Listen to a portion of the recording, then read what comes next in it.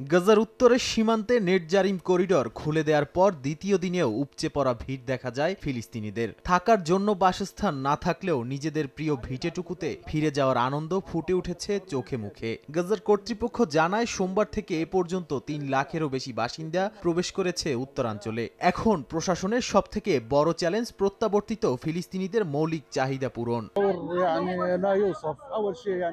সৃষ্টিকর্তাকে অসংখ্য ধন্যবাদ। অবশেষে আমরা আমাদের মাতৃভূমিতে ফিরে যেতে পারছি। উত্তরের জাবালিয়া শরণার্থী শিবিরে ফিরে যেতে পারছি। মাসের পর মাস ধরে আমরা সব ধরনের কষ্ট সহ্য করেছি। ক্রমাগত রাফাহ, নুসেরাতের মতো জায়গাগুলোর মধ্য দিয়ে চলেছি। খান ইউনিস এবং দেইর আল বালাহ সহ প্রতিটি জায়গায় আমাদের গল্প ছিল এবং প্রতিটি গল্প দুঃখ এবং কষ্টে ভরা ছিল।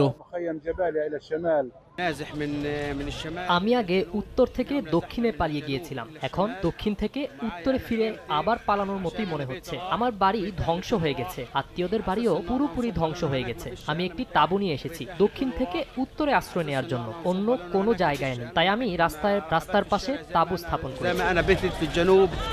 এর মধ্যেই স্থানীয় সময় সোমবার মার্কিন প্রেসিডেন্ট ডোনাল্ড ট্রাম্প এই অঞ্চলে ইসরায়েল ও ফিলিস্তিনের মধ্যে দ্বিরাষ্ট্র সমাধানে প্রধানমন্ত্রী বিনিয়ামিন নেতানিয়াহুর সঙ্গে খুব শিগগিরই হোয়াইট হাউসে বৈঠক করবেন বলে জানান।